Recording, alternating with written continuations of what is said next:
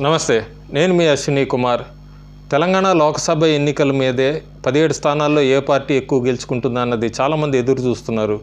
అయితే నా journalist AK analysis అనేది 14వ తారీఖు సాయంత్రం కానీ 15 పొద్దున ఫేజ్ 4తో పాటు అనాలిసిస్ ఇచ్చినప్పుడు తెలంగాణకు సంబంధించి లోక్సభ ఏ పార్టీ ఎన్ని స్థానాలు అనేది నా అనాలిసిస్ ఇస్తాను. అయితే 13 సాయంత్రం అంతా కూడా అన్ని పార్టీలు వాళ్ళు బిజీగా ఉన్నారు. ఎలక్షన్లు అయిపోయాక ఏ పార్టీకి ఎన్ని స్థానాలు రావచ్చు, లేకపోతే ఎంత పోలింగ్ అయిందన్నది ఎవరికి వాళ్ళు విశ్లేషించుకుంటూ ఉన్నారు. 14 పొద్దున 10 గంటలకి రఫ్గా ఒక అంచనాకు వచ్చారు. అందులో నాతో బీజేపీ ఒక ముఖ్య నాయకుడు, తెలంగాణ నాయకుడు నాతో చిట్ చాట్లో చెప్పిన ఒక విశ్లేషణని నేను వీక్షకులకి షేర్ చేసుకుందామని ఈ ఐటము.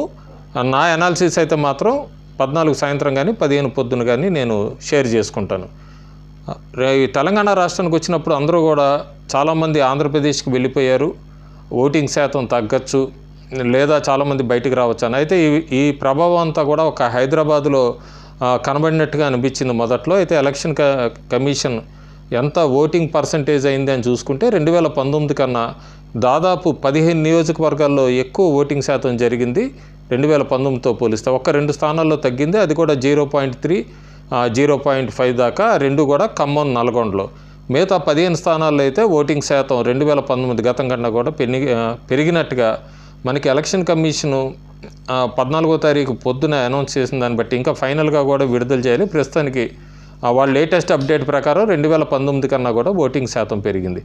అయితే ఇక్కడంతా కూడా బీజేపీయా కాంగ్రెస్ వీళ్ళిద్దరి మధ్య పోటీ నడిచినట్టుగా తెలుస్తుంది. బీఆర్ఎస్ మాత్రం పోటీ ఇచ్చింది మెదక్లో తప్ప, మిగతా స్థానాల్లో చేతులు ఎత్తేసినట్టుగా కనబడింది.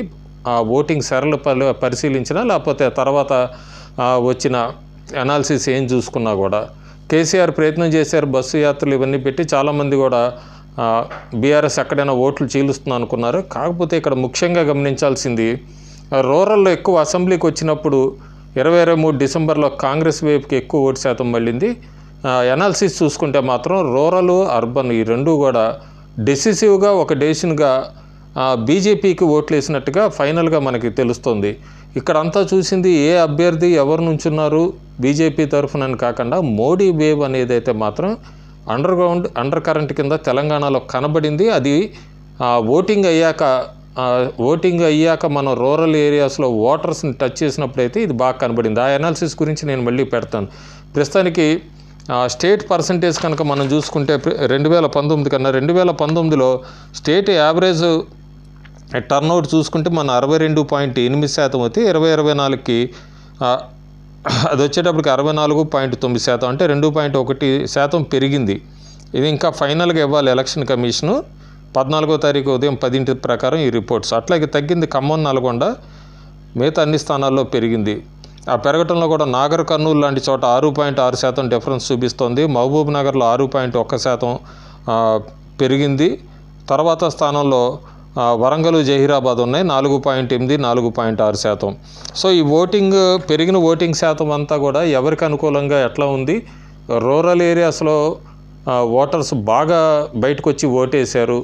ఇదంతా కూడా ఒకటే, ఇందాక చెప్పినట్టుగానే మోడీ ప్రచారము, అమిత్ షా ప్రచారం, రామ్ మందిర్, అక్షిత్ బేబు ఇలాంటివన్నీ కూడా తెలంగాణలో కనబడవు అనుకున్నారు, కానీ ఓటర్స్లో మాత్రం ఇవి ఖచ్చితంగా పోలింగ్ బూత్ వైపు కదిలిచ్చింది. ఇది తెలంగాణ ట్రెండ్. జూన్ 4th నాడు రిజల్ట్స్ రోజు ఇదైతే మనకి ఖచ్చితంగా అనాలిసిస్లో నాకు తెలిసి జూన్ 1 ఇచ్చే ఎగ్జిట్ పోల్లోనే చాలామంది ఈ విషయం లేవనెత్తారని నేనైతే గట్టిగా నమ్ముతున్నాను. ఇంకా జూన్ 4th నాడు ఫలితాలు ఎలా ఉండబోతున్నాయి, తెలంగాణలో ఏమైనా మార్పులు ఉండబోతున్నాయి, బీజేపీ ఏమైనా పుంజుకుందా, కాంగ్రెస్ పుంజుకుందా, బీఆర్ఎస్ ఎక్కడైనా ఖాతా ఓపెన్ చేయబోతోందని చూసుకుంటే కనుక బీజేపీ చాలా సర్ప్రైజ్ రిజల్ట్స్ ఇవ్వబోతోంది. తెలంగాణలో షూర్ షాట్గా 2019 కన్నా కూడా నెంబర్ మినిమం డబుల్ అవ్వబోతోంది. సో ఖచ్చితంగా గెలుచుకునే స్థానాలు ఆదిలాబాదు, నిజామాబాద్, కరీంనగర్, సికింద్రాబాద్, మహబూబ్ నగర్, చేవెళ్ళ, జహీరాబాద్ ఇవన్నీ కూడా ఖచ్చితంగా గెలుచుకునే స్థానాల కింద కనబడుతున్నాయి. టఫ్ ఫైట్, కీన్ కాంటెస్ట్ కింద మనకి నాగర్ కర్నూలు ఒకటి కనబడుతోంది బీజేపీ వర్సెస్ కాంగ్రెస్ కింద. భువనగిరి కూడా బీజేపీ వర్సెస్ కాంగ్రెస్ కింద కనబడుతుంది. బీజేపీకి ఎడ్జ్ ఉన్నా కూడా బీజేపీ వర్సెస్ కాంగ్రెస్ కింద కనబడుతుంది. కాంగ్రెస్ మాత్రం నల్గొండలో గెలవబోతోంది, పెద్దపల్లిలో గెలవబోతోంది, ఖమ్మంలో గెలవబోతోంది, మహబూబాబాద్లో గెలవబోతోంది.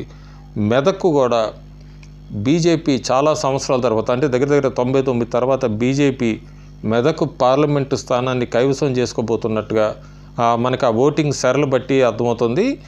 నేను మళ్ళీ రిపీట్గా చెప్తున్నా, ఇది నా అనాలిసిస్లో నేను ఇచ్చినప్పుడు మళ్ళీ ఏమైనా చేంజెస్ ఉంటే చెప్తాను. ఇది బీజేపీ నాయకుల లెక్కల అంచనా. సో దాదాపు బీజేపీ 10 నుంచి 12 స్థానాలు గెలుచుకోబోతోందని, కాంగ్రెస్ పార్టీ 4 నుంచి 6, ఎంఐఎం 1 గెలుచుకుంటుంది ఓల్డ్ సిటీ, బీఆర్ఎస్ ఎక్కడ ఖాతా ఓపెన్ చేయట్లేదు. వీళ్ళందరూ చెప్తున్నది, బీజేపీ నాయకులు అందరూ చెప్తున్నది ఏంటంటే, ఒక Modi wave, Ram Mandir wave, Akshat wave, Modi తెలంగాణలో పర్యటనలు, అలాగే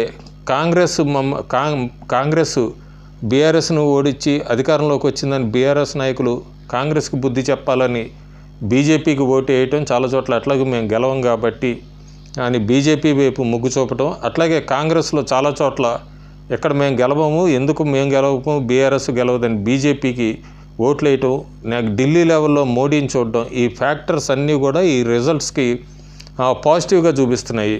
సో మొత్తానికైతే 2019 కన్నా చాలా పెద్ద నెంబర్ గెలుచుకోబోతుంది తెలంగాణలో బీజేపీ.